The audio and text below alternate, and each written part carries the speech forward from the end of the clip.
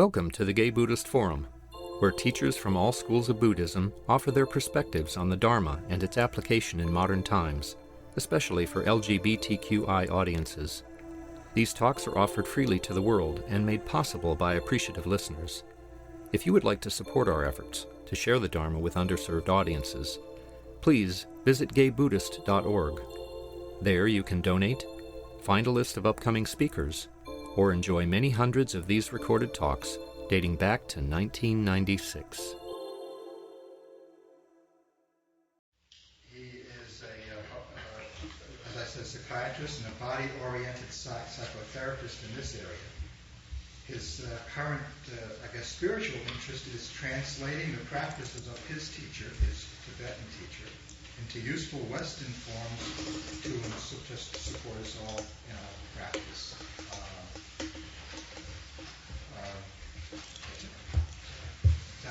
Is there anything else that you would like to say that I didn't say? I think that covers it pretty well. Okay. Thank you for the invitation to be here.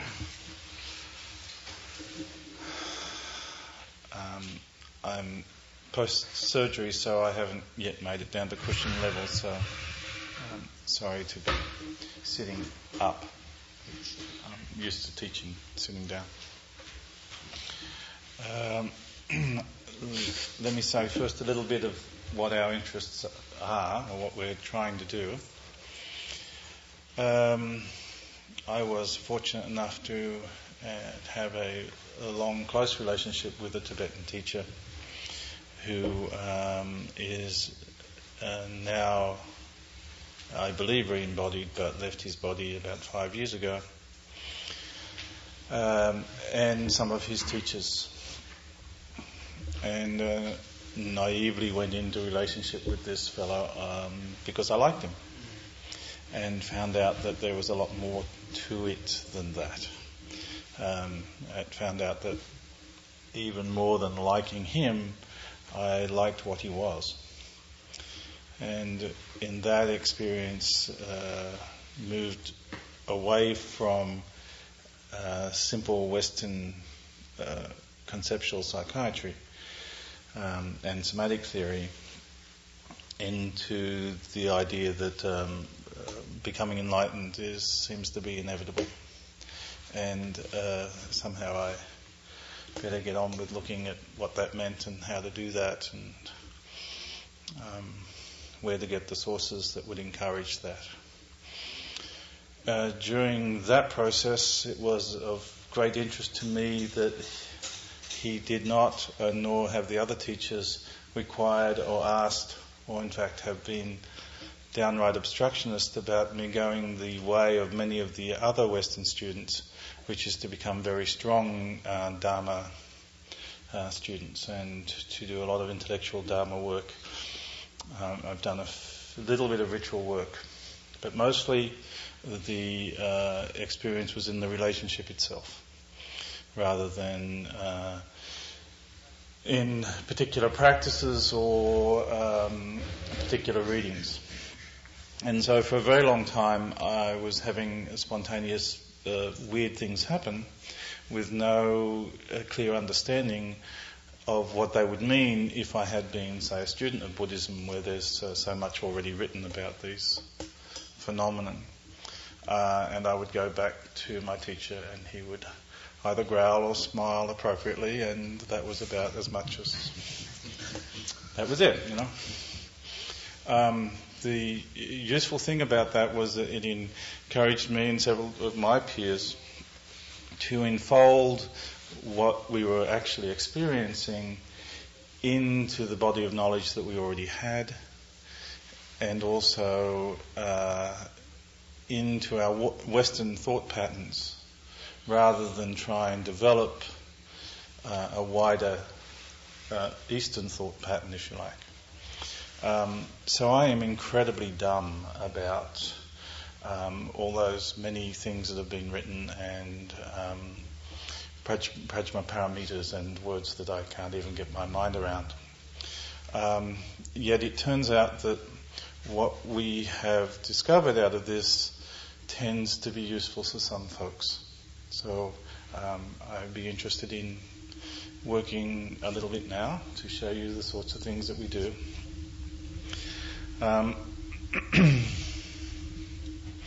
And in that process, for you, if you can, to recognize the abiding and continual presence of my teacher and my teacher's teachers.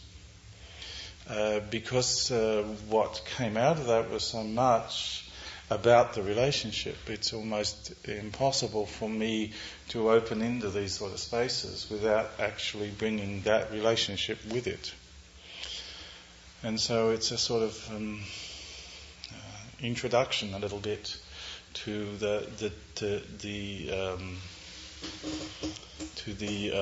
space of what are we going to call it? Wisdom mind, wake-upness, spaciousness, where it all happens. There's many words like that. If you're willing, I will do a small guided imagery with you, which my teacher had done with me on numerous occasions. And let me talk about this for a little while. The Tibetans, as you probably know, have really complex ritual stuff and really very complex and detailed paintings and drawings and pujas, ceremonies, and very complex, intricate visualizations that they give. And, my attention, since I had no training for it, when I would sit through with my teacher doing this in a class or something, my attention was considerably less than a gnat in this area. And so I was able to spend a lot of time convincing myself how, A, this wasn't working for me, and B, how bad I was, because it wasn't working for me and therefore I was a very poor student, etc., etc., etc. There are many stories that I can tell like this, including doing 1,100,000 of the wrong mantra in a retreat, which is one of my famous ones. Actually, I did 1,050,000, and then I had 50,000 left to do, and that's when the news came that I'd been doing the wrong one. Again, proving to me what a very bad student I was. And yes, absolutely. And then it was very clear what I was supposed to be doing, and I wasn't doing that, and hadn't been doing it for months. And then to get immediate feedback by seeing him in the hallway with a huge smile and a tap on my shoulder saying how well the retreat was going and how pleased he was. Of course, that was after the night of, my God, I've done it all wrong. How can I say them quicker? Can I just say the one syllable I left out? What can I do to make it up? All that stuff. So the reason I say that story is that when I describe to you the sort of visualizations that I'm about to, and you follow them as best you can, it doesn't matter if you see it or if it happens for you. Whatever criteria you are going to use to decide whether this stuff works or not is going to be the criteria that I use at the place, it's going to be like the criteria I used at the place, the limitations of where we currently are. And we simply cannot know yet, most of us, whether what we're doing is effective or not, except by how it is reflected to us in the outside world over a period of time. And that becomes the most stabilizing influence of these practices. Not that you're doing it well enough, not that you can see the intricate jewels in the crown of the deity, or if you can do that, that's wonderful, and that's great, and that is a feedback, and that's useful. But the bigger and better usefulness is the fact that somehow you feel that the relationships that you're in, or your effects on people, or your abilities to be able to stabilise in difficult places with other folks becomes greater, then that's more of the point than how well you do the exercise. Before I talk about this exercise, let me also bring in a couple of my other things of interest. I'm a somaticist, and from my point of view, the body is involved in the waking up process. As long as we are in this place where we have bodies, then bodies need to be included in the process. Buddha was very clear that we're not about eschewing or moving away from our bodies, that we actually need to take care of them and have them involved in the whole phenomenon. Bodies, unfortunately, are flawed. I know that's news to all of you, but when you put your body together, you did most of that putting together between the time of your conception up until 3 or 5. About 90% of the making of the body is completed by that time. And in that time, when you put your body together, when you arranged it, not just simply as a physical phenomenon, but an emotional phenomenon and an energetic phenomenon, in those arranging times, you did the best you could with the information you had. That's just what we did. And we could not in any way foresee what the rest of our lives would be. And so we have limitations in our bodies. Now, luckily, the body can be moved and changed and altered to some extent. But not one of us is going to go back and start all over again.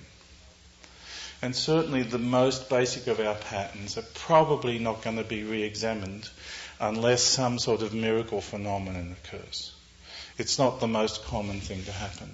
Mostly, this body that you've had for this long now, you know some of the patterns about it. You're already taking them into account.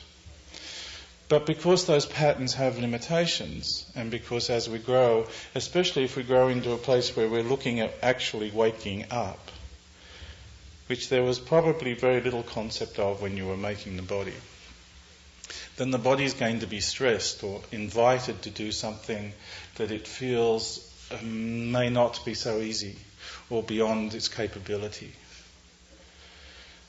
One of the things that is important in most Tibetan beginning practices is two things. One is that the Tibetans realize that and say, hey, this is a difficult process. There are two things to help. One is you've got company. You've got the company of what they call refuge in Tibetan practice, but you can look at it in many different ways. You can look at it as the company of the process that has been going for so many lifetimes to bring you here, the whole stream with all those connections and all those right deeds that you've done in the past and all those positive events that have accumulated over years so that you can actually come here and sit and consider these things. You've got that company. They also say that you actually have the company of actual teachers themselves, both in embodied and unembodied form. There are forces around you now, there are forces within this room now who are pleased that you're here, who are pleased that you're attempting what you're attempting, and who support it 100%, and are not spending a lot of time doing the self-criticism thing that you do, because they're mostly pleased about the fact, in fact nearly always pleased about the fact, that you're here and that you're attempting this.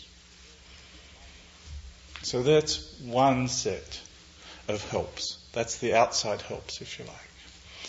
And then there are inside helps. There are recognitions from the Tibetan point of view that because your body is not functioning optimally to the process of awakening, then the body is going to get gritty. It's going to get full of all shitty stuff. And they've got all different names for it. But basically, the process of waking up is going to be hard on the body. So they have processes where they clean it out every so often. They give it a wash from the inside out. And that's what we're about to do. We're about to do one of those processes. The classic form of this is Vajrasattva practice for those who do it. Vajrasattva is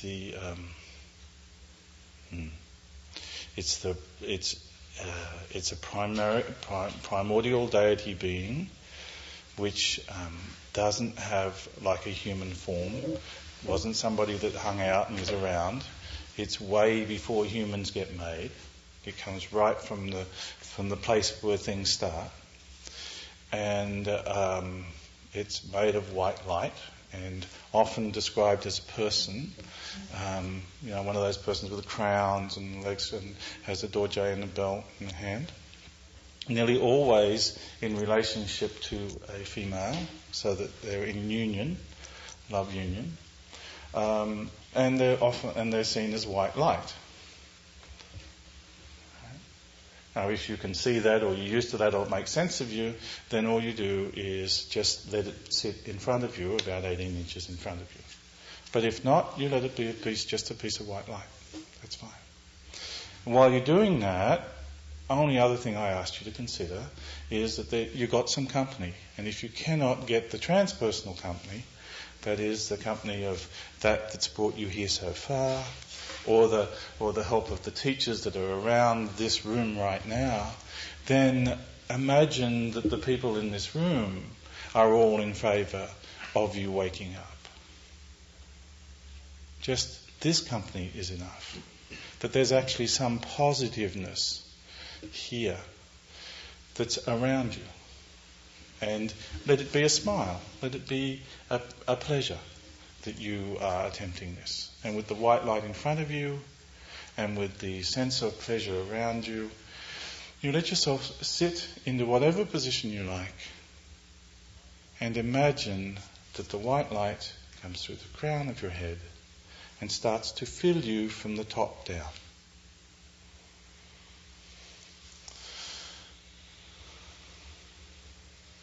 You could see it, one of the great authors talked about it in terms of being a mountain. And when the sun rises, the top of the mountain starts to glow. And as the sun goes up higher, the mountain gets more and more light. The idea being that this white light, as it moves forward, actually coats the inside of your body, all the surfaces on the inside, taking away all the gritty bits, all the little pieces that got stuck from yesterday's attempts to get it right, or whatever you were doing yesterday, or the day before, or the week before. And the other thing that the Tibetans do, not wasting anything and compassion being the major deal, just in case any of those little gritty bits happen to be folks, beings in some way or other, they put underneath your butt a big being called a Haruka with a big mouth.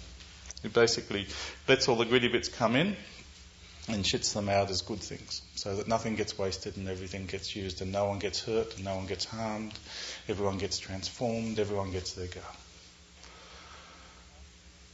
Now this morning practice that the Tibetans do, they often do it at the same time as using mantra. Mantra has many uses. One of the uses of mantra is that it's a vibrational force. As light is a vibrational force, so is sound. If you make sound inside the cavities of the body, you shake those cavities. And if you shake those cavities and you've got little gritty bits, then the idea is that gravity, they'll fall off and gravity will catch them and they'll go back into the Haruka. So it all becomes pretty simple, really. The sound for this, if you want to make it, is Om Vajrasattva Hum. Vajrasattva being the name of the deity. So if you want to say Om Vajrasattva Hum, Om Vajrasattva Hum, Om Vajrasattva Hum, Om Vajrasattva Hum, Om Vajrasattva Hum, Om Vajrasattva Hum, Om Vajrasattva Hum, Om Vajrasattva Hum, Om Vajrasattva Hum, Om Vajrasattva Hum, Om Vajrasattva Hum, Om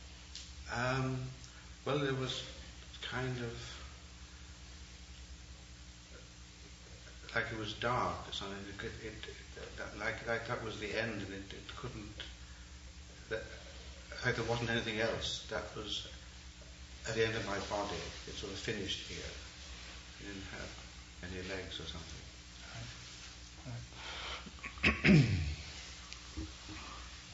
These sorts of experiences are common, and if we were working in somatics or some other therapy situation, you could imagine that it could be seen as a problem. And yet in this practice we're seeing it more as just the current shape of things and not a problem. We do, however, build on things which seem more primal and helpful. I don't know whether I can explain this very easily or quickly, but it comes a little from what you were saying. The concept is that in some way we dissolve our egos. Yet those of us who are somaticists understand that as long as we have a body, we have to have an ego. The actual act of making a body or being in a body is itself a set of preferences. And therefore, ego is with us all the time. So we're not going to dissolve our egos. And yet, it is very difficult for us to really accept the limitations of ourselves as ego or ourselves as body. The sorts of things that make it possible for us to do that is that instead of just having one major thing that we're interested in as our bodies, which is what we want or what we think we are, is that something more primal and more important starts to happen. And that is the sense of actually having a being itself. Not what the being is about, or not what it's trying to do, or not what how we're supposed to fix things, or how we're supposed to get things right or wrong, but that we actually exist. These sensations of starting to feel pulsations are the beginnings of being able to recognize beingness, if you like. The sense that we just exist. And if you look at a lot of the yoga and tantric texts, one of the things that happens if you push someone too far before they're ready, past these sort of places where they're not quite into yet, and make it a problem, then what happens is the ego begins to feel annihilated. And we feel like we're not anything. And it's a bad thing to do. We've all had senses when things have been so bad for us in life, or when something's gone so badly for us in life, that we feel as though we just don't know. We just don't know. These are not useful spaces generally. They can be useful in this practice, but they can be useful in this practice because we have another place to hold, another place to sit, which is in the being of it. That gives us, if we do these practices, that gives us a transition point that doesn't exist in most psychologies and most psychiatries, and does exist in Tantric Buddhism, except it's called all different things, like Chittamatra and stuff like that, which I don't know very much about. But I do know about this stuff. So if you can do an exercise like this, and in doing the exercise, discover the primal, I don't mean primal, I mean the most simple sensation that you find inside yourself. You have given yourself a place to be in when the ego is under assault. And the ego will be under assault as you go on trying to wake up. Because the ego has a limitation about how it is, and waking up is about getting bigger. So we know that just by coming here and sitting here and being Buddhist and being interested in this, that we're actually putting ourselves in danger, the I that we treasure about ourselves. As Zonzo Kensei says, why hire me? Why go into relationship with me? I'm a hitman. My job is to blow you out of the water. My job is just to tell you, that's bullshit, man. That's not how it works. You got it wrong. In all the different ways that Zonzo Kensei does. Or any of the teachers do. And how can we stand it? How can we stand it when we spent so much of our lives already, especially as gay men, making an identity? It's primal to us. It's very important to us. Because in our growing up, we separated from the rest of the culture. And we had to make ourselves something that defined us. And we struggled with that. Now that makes it very important for us to have an identity. It also gives us another advantage. And because we did it in a way that was different than the rest of the culture, we know how to do it and undo it. Whereas the rest of the culture may not know that, because it just happened for them. We fought and struggled for our pieces. And in fighting and struggling for our pieces, we're great fighters and great strugglers. Heavens knows. You get a group of fags together, how many opinions do you have? Twice as many as the fags.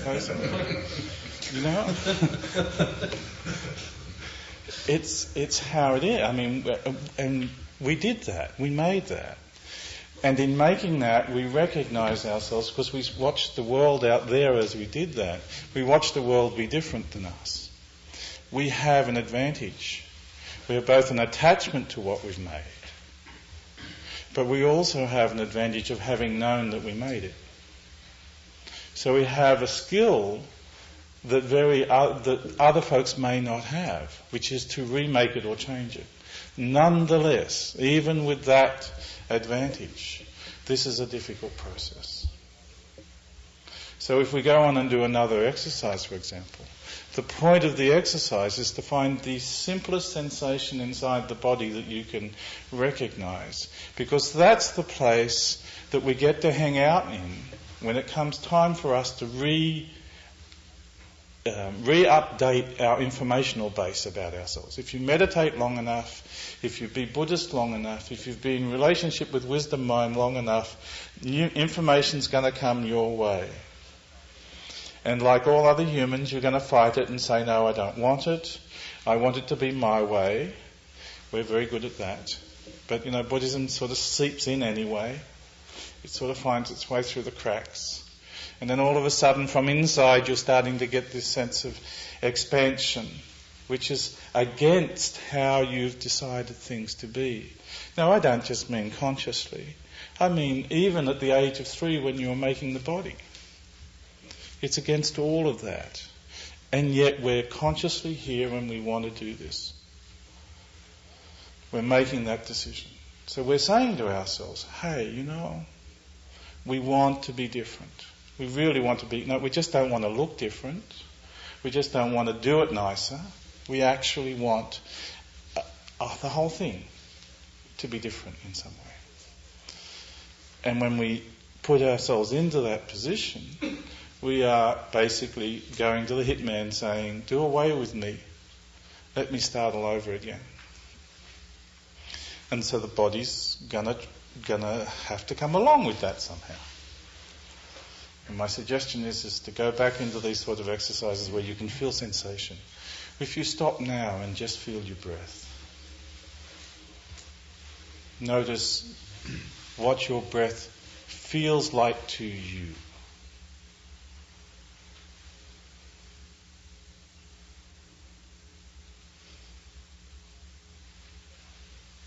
And how you respond to breathing.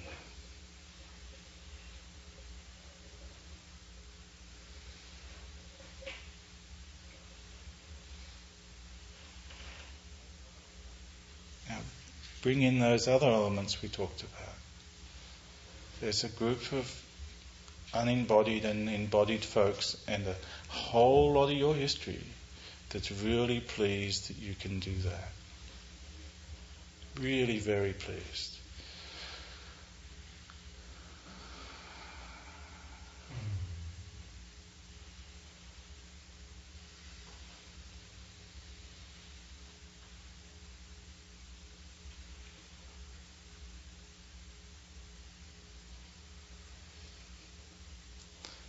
And see if you can let the insides of you have some of that sense of being pleased.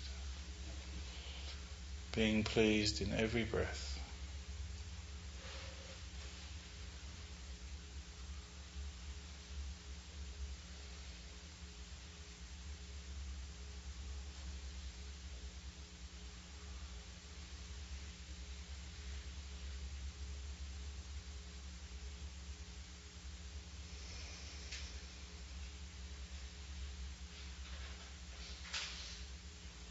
And then you just find the places inside where you know something that's a little bit like a rest, sort of a place to come down to, whether it be in your belly or in your pelvis or even in your chest, even in your jaw if you like, but any place that you want to come to rest to, let yourself have a seat, a bottom part.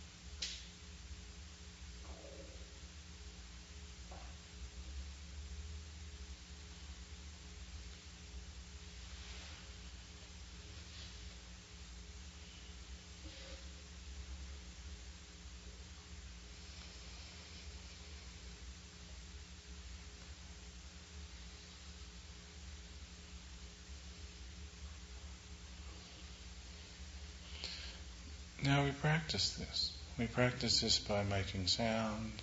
We practice it by not necessarily letting it be simply a trance phenomenon. That is, we let it be part of the normalness of us, not the specialness of us. You do find it and you do get to practice it by meditation and by these techniques. But I would also encourage you to have it now as you walk around, as you move around, as you look and see folks. And have your practice keeping it. You know. Sure, learn it the first time in sort of an isolated, unusual state. And then take it into the world as part of you. There's one thing that's very clear about Tibetan Buddhism is that it's not about exclusion. It's not about special states. It's about inclusion. It's about taking what you are and what you learn into the world itself.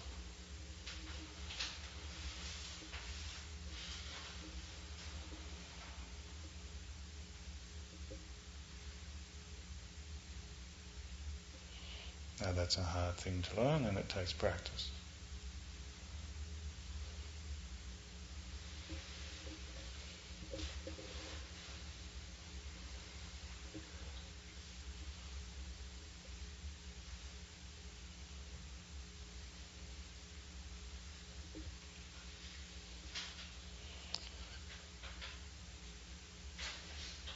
I remember saying to my teacher after being in a long retreat in Pache, how will I take this into the world? And he just said, don't go out of retreat. He said, no difference. Inside, outside, no difference. That's how you do it. This phenomenon that you've just felt inside yourself, maybe named and maybe not named, belongs inside outside. I had the experience enough to know that it's not that simple. It might have been that simple for him, but it certainly wasn't that simple for me. But it was good to know that it was doable, and with practice it gets a little bit more doable.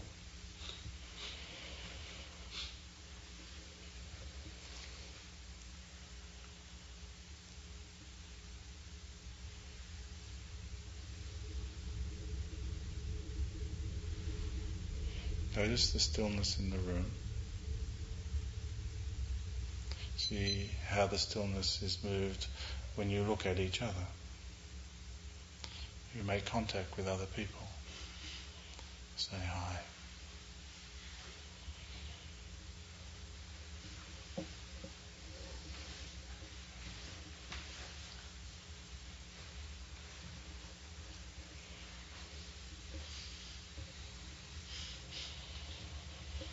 Yeah.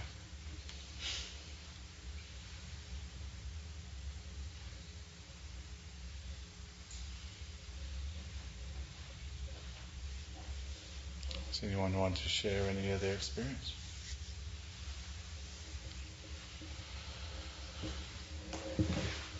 It's good practice.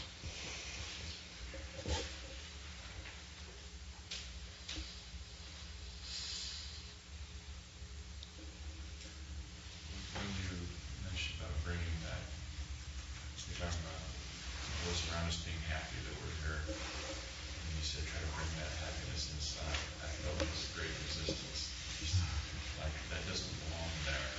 There's something really odd. That's completely unsuccessful. Trying to bring that inside. I was like trying to conceptualize what that would be or something as I tried to do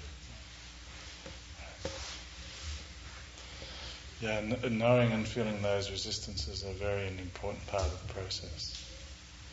Those resistances are basically the limitations of the current organism you inhabit. And the thing to do with that is to be real nice to yourself about it.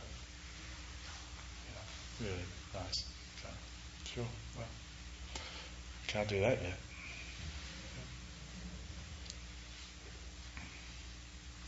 I think one way to be a little gentler on yourself there too is to notice that those are actually talents you've developed, and they're quite remarkable.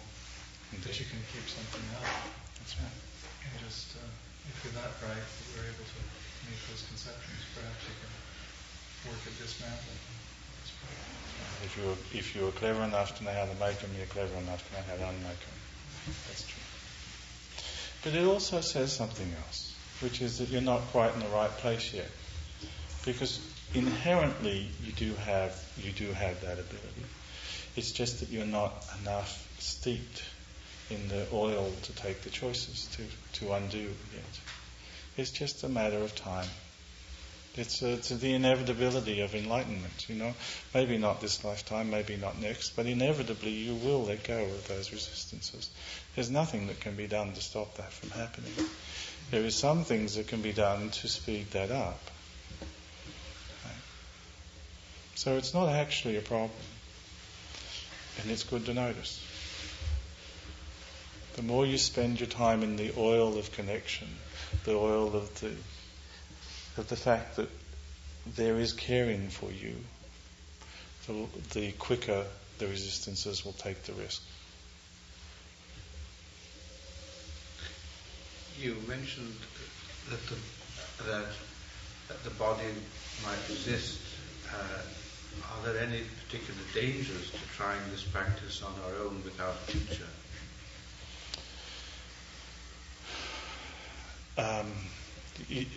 There are, but each one of you have currently been introduced to my teacher. This field is not without my teacher. If we did this in a different way, I can't do it in a different way because the only way I learned it was, it's not a concept, it was there, So in this reality, you are now in this practice in relationship to a teacher. So it's not dangerous. But theoretically it could be. But I can't do that, so no choice there. Could you maybe quickly speak to that idea of the deity that opened up its mouth, absorbed the shit? The Heruka. What- The Heruka. The Heruka. Heruka, I think. Okay, so that's different than the one that's... Oh, yeah.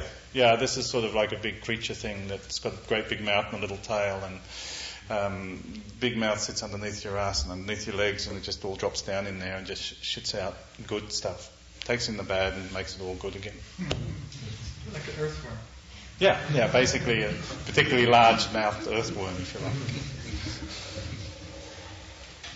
Well, could you pronounce the mantra again? Om. Om means many things, but Om basically is the call to pay attention.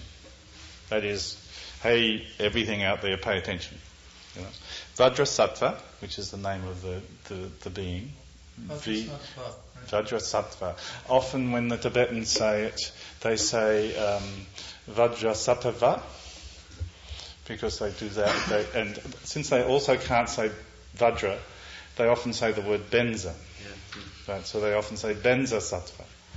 But the latest word I hear is, because we're not Tibetans, we're supposed to go back to the original Sanskrit and say Vajra. Vajra Sattva.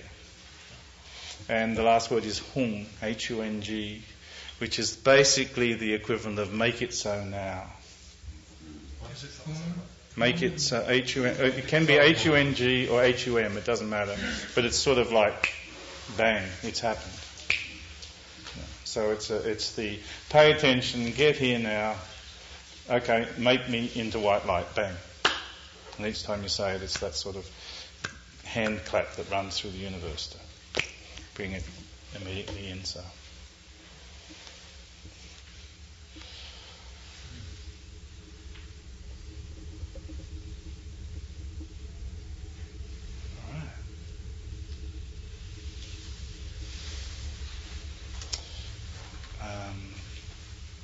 If this is all, I would like to dedicate anything that's been of use to all beings and to my teacher and his lineage.